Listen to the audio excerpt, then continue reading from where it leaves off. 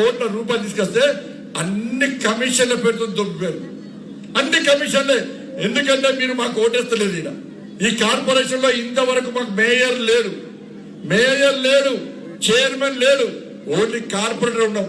నన్ను first corporator గెలిపిస్తే ఇలా టవర్ చౌరస్తాలో కొట్లాడినా, కమాన్ చౌరస్తాలో కొట్లాడినా, తెలంగాణ చౌక్ చౌరస్తాలో కొట్లాడినా, కోర్ట్ చౌరస్తాలో కొట్లాడినా, ఇలా మీకోసం కొట్లాడినా, మీకోసం లాటరీ దెబ్బలు తిన్నా, 100 కేసులు నా మీద ఉన్నాయి. చెప్పుకోవడానికి కేంద్ర మంత్రి నేను, చెప్పుకోవడానికి మాత్రమే కేంద్ర హోంమంత్రిని. ఇవాళ నా మీద 109 కేసులున్నాయి. 9 సార్లు జైలుకన్నా.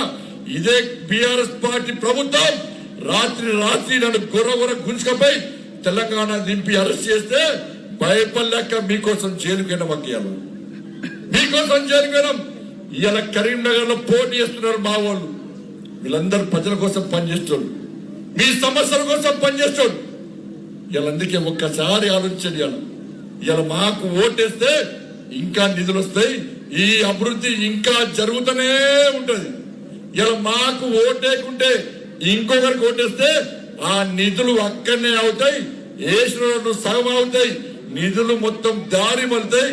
ఎందుకంటే అక్కడే ఢిల్లీ పోతా సార్, నరేంద్ర మోడీ గారు పోతా సార్, నరేంద్ర మోడీ గారు రానని చెప్పారు. ఏ బండి సంజయ్, నువ్వు కరీంనగర్ కార్పొరేషన్ గెలిపి కరీంనగర్ ప్రజలకు చెప్పు, ఈ తెలంగాణ రాష్ట్రంలో 2020లో బీజేపీ అధికారంలోకి వస్తుంది. అందుకే దానికంటే ముందే మా కరీంనగర్ ప్రజలకు చెప్పు, భారతీయ జనతా పార్టీని గెలిపిమని చెప్పు, మేయర్ గా పువ్వు గుర్తు మీద ఓటేమని చెప్పు. కరీంనగర్ కు నిధులు నేను ఇచ్చినా ఇంకా ఇస్తానని నరేంద్ర మోడీ గారు చెప్పారు. కాబట్టి ఇవాళ మీరు మా వాళ్ళని గెలిపిస్తే ఇవాళ నేను పోయి నరేంద్ర మోడీ గారి దగ్గర సార్, నేను ఇవాళ కరీంనగర్ లో మా వాళ్ళు గెలిపించను, మా కరీంనగర్ వాళ్ళు నాకు పైసలు ఇస్తారని చెప్పి ఇలా గట్టిగా అడిగే అధికారం ఉంటుంది. ఇలా కాంగ్రెస్ వాళ్ళు 2 సంవత్సరాలు ఏం చేయలే, ఇప్పుడు ఏమో చేస్తారు వస్తున్నట. వాళ్ళకు ఓటేస్తే ఒక్క పైస రాదు.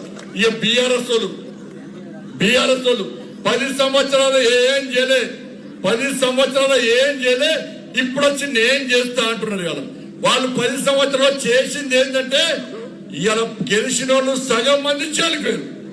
మేమేమో ధర్మం కోసం చేరిపోతాం, వాళ్ళేమో జాగాలు కబ్జా చేసి పేదల ఉసురు పోసుకొని పేదల ఇల్లు కబ్జా చేస్తే సగం మంది చేరిపోయిన వాళ్ళకు ఇలా బీఆర్ఎస్ పార్టీ వాళ్ళు టికెట్ ఇచ్చినాక బీఆర్ఎస్ పార్టీ వాళ్ళు 10 సంవత్సరాలు ఏం చేయలే.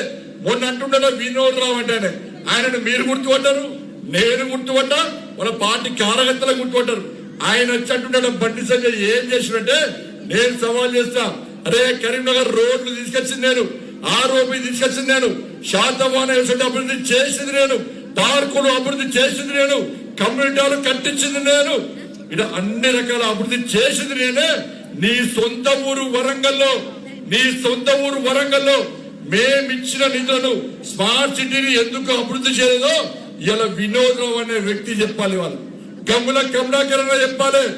ఎన్ని కోట్లు ఎవరు సంపాదించడో కరీంనగర్ ప్రజలకు తెలుసు, ఎంత అవినీతి జరిగిందో కరీంనగర్ ప్రజలకు తెలుసు. ఇలా మా మీద ఒక్క అవినీతి ఆరోపణలేదు, జాగాలు లేవు, భూములు లేవు, కబ్జాలు చేయలే, అవినీతి పాల్పడలే, కమిషన్ దొబ్బలే. ఏదన్నా కూడా నాకు కరీంనగర్ అభివృద్ధి జరగాలి, కరీంనగర్ కు నిధులు రావాలని చెప్పి మేము కొట్లాడుతుంటే వాళ్ళు మాత్రం మాకు అధికారం రావాలి, ఇంకా దోసుకోవాలి, ఇంకా దాచుకోవాలి, మేము సంపాదించుకోవాలి, నేను బాగుండాలి, మా కుటుంబం బాగుండాలని చెప్పి కోరుకుంటే తప్ప నిధులు తీసుకురావడానికి ప్రయత్నం చేస్తున్నారు. ఇలా వీళ్ళందరూ కూడా మావోడు ఇలా ఎప్పుడు తోటలు ఎప్పుడు చేసినా కూడా సంజయ్ కోటేయక, సంజయ్ ఎన్నికలు పోటీ చేస్తున్నాడు, సంజయ్ కోటేయన్నా. మా సీనన్న ఏ పార్టీలో ఉన్నా కూడా నేను ఎమ్మెల్యేగా పోటీ చేసిన, ఎంపీగా పోటీ చేసినా కూడా నాకు సంజయ్ పార్టీ కాదు, నాకు సంజయ్ని గెలిపియాలి, నరేంద్ర మోడీని గెలిపియాలని చెప్పి నాకు ఫోన్ చేసి ఒక్కసారి గెలిపించాలి. ఇలా వీళ్ళిద్దరూ ఉన్నది దానికి నా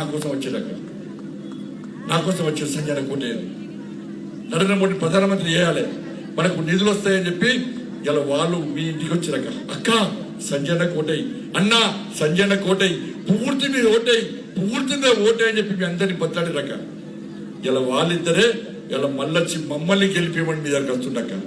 పైసలు లేకపోవచ్చక, కోట్ల రూపాయలు లేకపోవచ్చక, కొట్లాడేంత ముందక వీళ్ళిద్దరికి కొట్లాడేంత ముందక నేనుండక చౌరస్తాను. ఈ జంబల్గడ చౌరస్తాకు నేనేస్తాక, ఈ మాత్రగడ చౌరస్తాకు నేనేస్తాక. మీ ఆపదస్తే కష్టం వస్తే ఇలా ఎవడో వచ్చి పోటీ చేస్తే ఇలా వాళ్ళ చరిత్ర ఏంది, వాళ్ళు ఏం చేస్తారు, బీఆర్ఎస్ వాళ్ళకి ఓటేస్తే ఏమొస్తుందక, వాళ్ళ పరిస్థితి నా గర్గ నా ఘాట్క. వాళ్ళు ఇక్కలేరు, వాళ్ళు అక్కర్లేరు. ఏం చేస్తారంటే అప్పుడప్పుడు కొన్ని మిగిలినాయి, మేము దోసుకునేది ఆ పైసలు ఇంకా మిగులున్నాయి, దాని కమిషన్ మాకు రావాలి కాబట్టి మళ్ళా మేము గెలవాలి అంటున్నారు బీఆర్ఎస్ వాళ్ళు. ఇవాళ అందుకే ఇవాళ కరీంనగర్ ఇంకా అభివృద్ధి జరగాలి, ఇంకా రోడ్లు వేయాలి. ఇవన్నీ వేయాలంటే ఇలా నరేంద్ర మోడీ గారి ప్రభుత్వం, బీజేపీ ప్రభుత్వం కేంద్రంలో ఉంది కాబట్టి ఇవాళ మాకు ఓటేస్తే మీకు న్యాయం జరుగుతుంది. లేకుంటే వచ్చిన పైసలు వాపసు పోతాయి, వచ్చిన పైసలు ఆగుతాయి, ఇంకా వచ్చేది రావు. మోడీ గారు తలెత్తుకొని తిరగలేము మేము. ఇలా గల్లా ఎగరేసుకొని తిరగాలంటే మేము ఢిల్లీకి పోయి పైసలు కావాలంటే ఇక్కడ ఉన్నోళ్లే కాదు, మీతో పాటు మీ చుట్టాలకు, మీ బంధుమిత్రులకు, మీ స్నేహితులకు అందరు కూడా ఇలా పూర్తి కోటేస్తేనే పైసలు వచ్చినాయి, ఇంకా పైసలు వస్తాయని చెప్పే అవకాశం అందరికి ఎప్పుడక. ఇలా లేకుంటే పన్నులు వేస్తే ఇప్పటికే ఇంటి పన్ను కట్టలేని పరిస్థితి, కరెంటు బిల్లు కట్టలేని పరిస్థితి, నల్ల బిల్లు కట్టలేని పరిస్థితి. ఇలా కాంగ్రెస్ లో కొట్టేస్తే ఇదే పరిస్థితి, పన్నులు పెడతారు. బీఆర్ఎస్ ఓడిస్తే ఇవాళ వాళ్ళకి ఏ మోర్లో వేస్తే అందుకే పైసలు ఇచ్చడానికి నేను సిద్ధంగా ఉన్నా, తీసుకురావడానికి ఈ కరీంనగర్ అభివృద్ధి చేయడానికి సిద్ధంగా ఉన్నా. కాబట్టి మీరు మాకు ఓటేసి గెలిపించాల్సిందిగా మీ అందరికీ విజ్ఞప్తి చేస్తున్నాక. ఇలా మా ఊళ్ళ మీద అవినీతి ఆరోపణలు, పాప మీ అమాయకుడు ఉన్న పైసలు ఆ మక్కేది పాపం అందరితో మంచిగా ఉంటుంది. పాపం ఎప్పుడు నవ్వుకుంటా, ఎవరికి ఏదొచ్చినా. నేను ఎంపీ ఉన్నప్పుడు చాలా వచ్చి అన్న మా ఊళ్ళకి సమస్య ఉన్నది, అన్న మా ఊరికి ఇబ్బంది పడుతున్నారు, మా ఊళ్ళకి సమస్య, నువ్వు మావాడివి నీ కష్టపడి ఓట్లు వేయించినాం, ఏ సమస్య వచ్చినా నా దగ్గరికి వస్తే చాలా సార్లు నేను ఫోన్ చేసిన, పోలీసు వాళ్ళకి ఫోన్ చేసిన, ఎంఆర్ఎఫ్ ఫోన్ చేసిన, కలెక్టర్లకు ఫోన్ చేసిన, అందరికి ఫోన్ చేసి అక్క ఎప్పుడు వస్తప్పుడు సమస్యలు తీస్తున్నాను. మా సీనియర్ ఉన్నప్పుడు కూడా రాత్రి పొద్దున ఎప్పుడు ఫోన్ చేస్తే కూడా ఏదైనా నా స్పందిస్తున్నప్ప ఏ రోజు నిర్లక్ష్యం చేయలేక.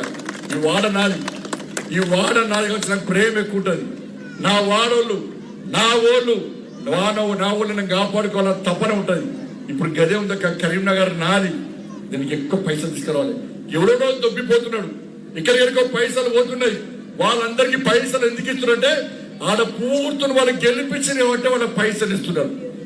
ఈడ పూర్తు కార్పొరేషన్ లో మనకు ఓట్లు వేస్తున్నారు కాబట్టి ఇలా పైసలు మనకు వస్తలేవు.